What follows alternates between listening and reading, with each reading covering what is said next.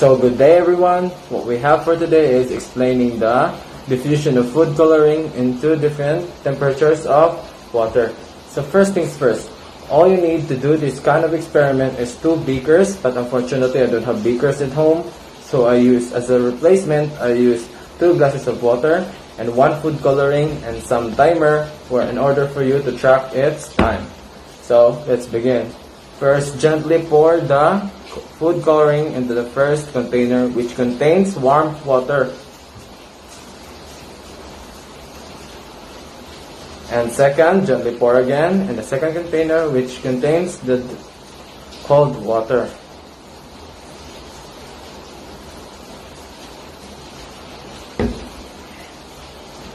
And observe.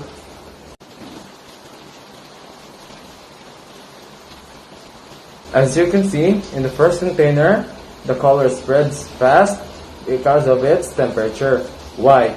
Because the higher the temperature, the faster the molecules are moving around the water. That's why the first container containing hot water, because of its hot temperature, that's why the color spreads more easy or much faster compared to the cold water.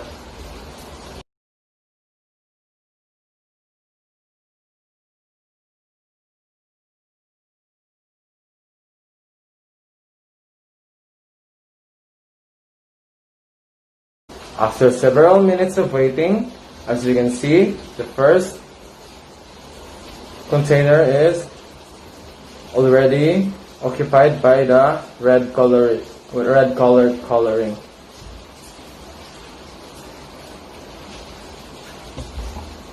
Time stops at 2 minutes and 31 seconds. While the other hand is not completed yet, so we have to wait.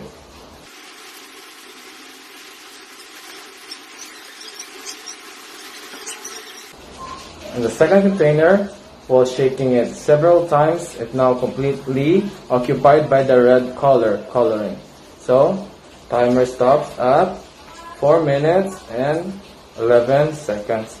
So that's it for today, and thank you. Goodbye.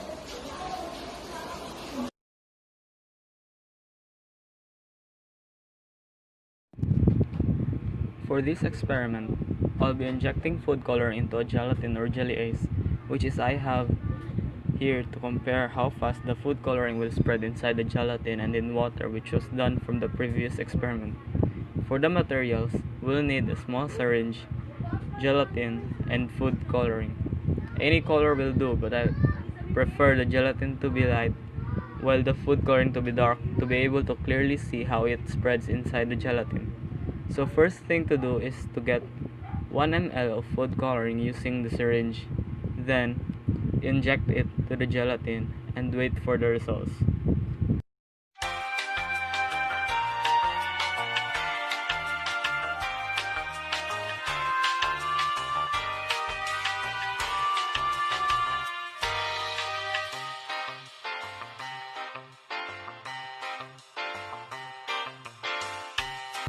So as you can see, the food coloring doesn't seem to spread inside, but I think it is slowly spreading. That is because the gelatin is solid and the molecules of a solid material isn't fast moving unlike warm water. Here's a picture of the gelatin after waiting for some time. That's all, and thank you. Now, let's observe which one of them could make the sliced apple change fast on its appearance and texture. First, our glass A, we have a normal water, and glass B, which has a salt solution. But first, let's put the salt first.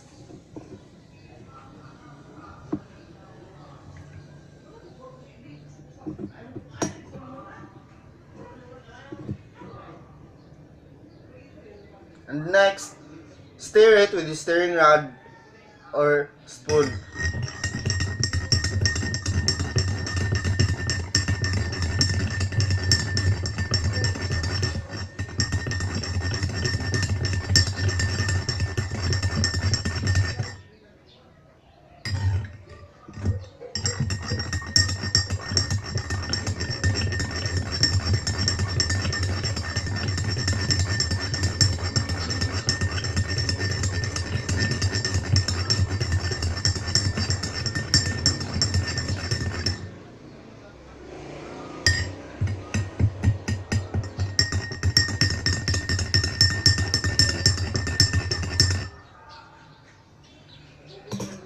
After stirring for a minute, let's put the apples. But first, let's snap the normal first.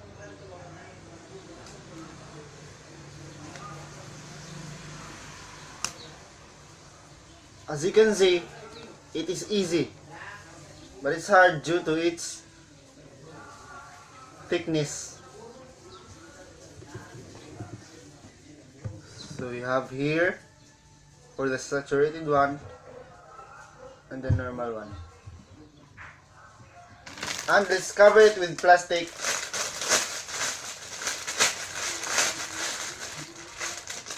so that it will block its pathway.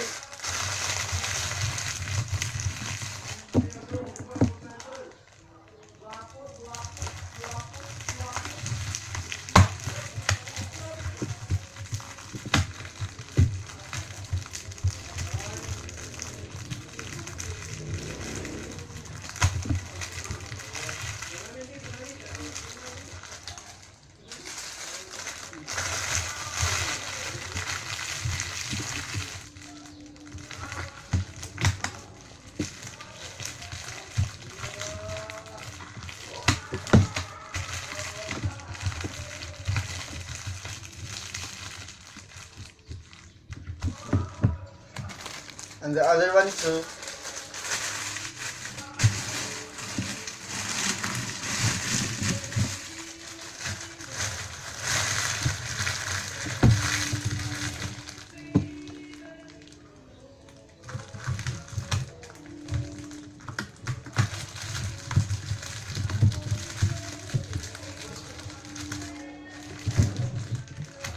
There we go. And let's wait for several minutes for the result. So let's open now.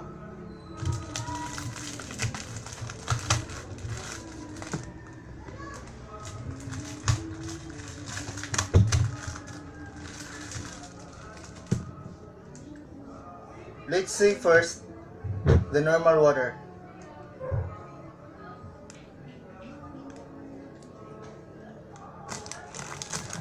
As you can see, it's a bit brownish and it's rough and it's hard to snap.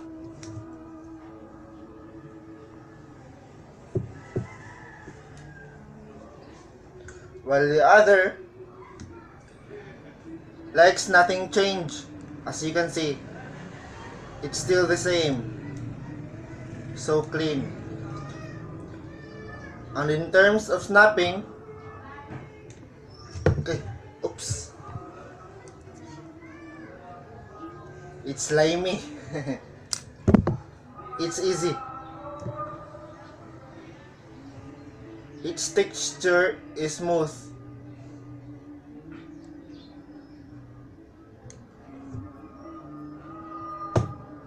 And that's all. Thank you.